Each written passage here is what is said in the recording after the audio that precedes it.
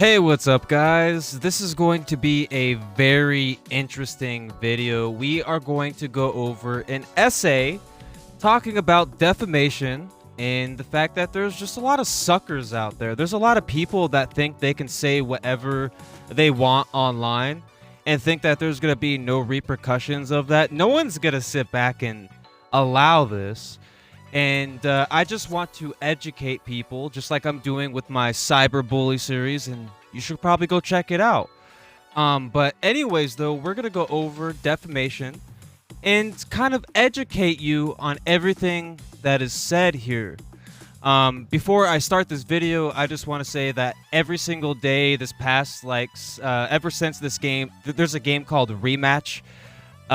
Ever since that game has dropped on Game Pass, I have been playing that game. So I've barely been on my phone besides like my socials and all that stuff, right? So I've been kind of just like chilling, and then, you know, the Michaela Rain stuff happened eventually, you know, all this stuff, right? But anyways, though, I just want to say, you better be ready. Make sure you go grab a snack, go grab whatever, go grab a no, let's just get into it. Let's get into it. Defamation is a legal concept that addresses harm caused to an individual's reputation. Though, wait. Let me cut that out. Let me cut back in now and redo this. Defamation is a legal concept that addresses harm caused on an individual's reputation through false statements. It occupies a unique space in law, balancing the right to free speech with the need to protect personal and professional reputations. In an era where information spreads rapidly through social media and digital platforms, understanding defamation is more critical than ever. This essay explores the definition of defamation, its two primary forms, key legal elements, defenses, and its broader societal impact. So there's something that I think people do not understand, is freedom of speech is one thing, but spreading and misrepresenting someone as a person, that is disrespectful, unmoral, unetiquette. It is a liar. It is disrespectful. It is just beyond anything I can ever fathom, right? And the thing is freedom of speech is cool, right? Freedom of speech is awesome, right? But at the same time, you got to realize some things you say are not true, and they will bite you in the butt. So I just want you to know that. At its core, defamation involves a false statement presented as fact that harms someone's reputation. The statement must be communicated to a third party, causing damage such as loss of employment, social standing, or emotional distress. Defamation is divided into two categories: libel and slander. Libel refers to written or published defamatory statements such as articles, social media posts, or blog comments. Slander, on the other hand, pertains to spoken defamatory statements like remarks made in conversation or broadcast. The distinction matters because libel is often considered more damaging to it due to its performance and wider reach. Through both can have serious consequences. To establish a defamation claim, several legal elements must be proven. First, the statement must be false. Truth is an absolute defense against defamation. Second, the state must be presented as a fact, not an opinion. As opinions are generally protected under free speech laws, for example, saying, "I think John is dishonest," is less likely to be defamatory. Defamatory than stating John stole money from the company without evidence. Okay, so where is it? Third, the statement must be published or communicated to someone other than the person it targets. Fourth, there must be harm, which could be reputational damage, financial loss, or emotional suffering. In some cases, particularly with slander, plaintiffs must prove special damages such as specific financial losses unless the statement falls into categories like accusations of criminal behavior or professional incompetence, which are considered defamatory per se, like blackmail, extortion, maybe photoshopping a fake photo, making a photo sound real, fake accounts, making fake accounts, believing fake accounts, not messaging someone saying, "Hey, is this you?" No, it's not, because I'm the person that lives in my body, and I would never, ever go as low as making a fake account. I want that to be known right here and now. I will never make a fake account.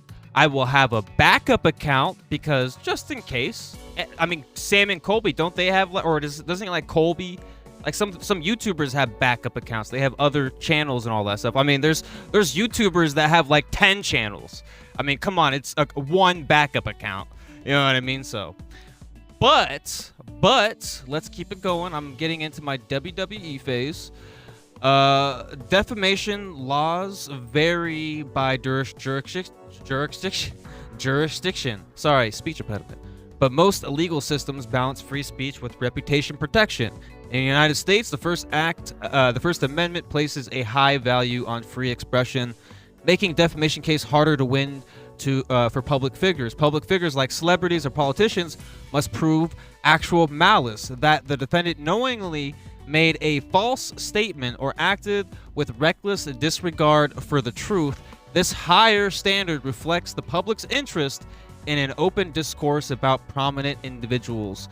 In contrast, private individuals typically face a lower burden, needing only to show negligence. Other countries like United Kingdom have historically had stricter defamation laws, though reforms have sought to balance climate and defendant rights. Defenses against defamation claims include truth, privilege, and fair comment. If the statement is true, no defamation exists, regardless of harm caused. Privilege applies to certain contexts, such as statements made in court or by lawmakers during official proceedings, which are protected to encourage open discussion. Fair comment protects opinions based on facts, particularly in matters of public interest, like restaurant reviews or political critiques. Additionally, some jurisdictions recognize a defense of responsible communication, where journalists or others acting in the public interest take reasonable steps to verify information. Something that people, I really, this is so funny, I'm sorry, but there's people out there that, like, dude, it's funny to me, but there's YouTubers out there that think they're actual journalists, okay? Like, you're not a journalist. Stop acting like you're a journalist. There's a lot of phonies out there, a lot of phonies out there that say, hey, I'm a journalist. I fought you. You're not a journalist. Okay, let's keep going, man. Let's keep going. Not my criteria, but there's a lot of people that are clearly not a journalist, okay? Clearly not a journalist. The rise of digital platforms have complicated defamation law. A single post on X or a viral video can reach millions instantly, amplifying potential harm. Courts now grapple with questions of jurisdiction, anonymity, and platform liability. For example, should a social company be held responsible for defamatory posts by users? Laws like Section 230 of the Communications Decency Act in the U.S. often shield platforms from liability, placing the burden on individual posters. However, this can make it difficult for victims to seek redress, especially if the defamer is anonymous or located in another country. Another country, makes sense why a lot of, see, that's the issue, is there's a lot of people in other countries that know that they probably know the law on this, because a lot of them act like assholes, and they're from other countries too. They're saying like British terms and stuff like that. It's starting to dawn on me, and I wonder if that's who the fake profiles are, and they're from like people out of country. Very interesting. Very, very interesting. Out of country. Laws are a little looser there, which is very unfortunate, man. People like the people. I mean, honestly, there should be a global law for online thing, and I think there needs to be like all the politicians or whatever. They need to get in a room and from different countries and get in there and figure out a law that everyone is suitable making, because we need a law that's global, because people are abusing the fact that they don't live in a certain country. That's what's going on here. I don't live in the country. You can't do nothing to me. It's crazy. That's what I see from this. That's what I see from this. Defamation, social impact extends beyond legal battles. It raises questions about accountability, free expression, and the power of words. False statements can ruin lives, destroy businesses, or incite public outrage. Yet, overly restrictive defamation laws risk stifling legitimate criticism. Striking the right balance is challenging but essential. As individuals, we must weigh the consequences of our words, while as a society, we must ensure laws protect both reputation and the free exchange of ideas. Excuse me. In conclusion, defamation is a complex legal and social issue that reflects the tensions between personal rights and public discourse. By understanding its forms, legal requirements, and defenses, we can better navigate the responsibilities of communication and connected world. As technology evolves, so too must our approach to defamation, ensuring fairness for all. So here's the thing, man. I was born in the time where there was barely any internet, and then I was also born when there was internet. But when there was internet, the internet wasn't the best. You know, we had the terrible internet. Try to play Age of Empires, couldn't play it on a Windows 98, couldn't do it. But the thing is, I never really talked like this. Like, I never really spread rumors because I had really good parents. You know what I mean? And I wonder if people who act like this, I wonder if people have had divorced parents. I really think that's the case, man. And I feel like that seems to be either that or, and this is just opinion too. This is a theory more so of a theory. This is not even an opinion, it's a theory.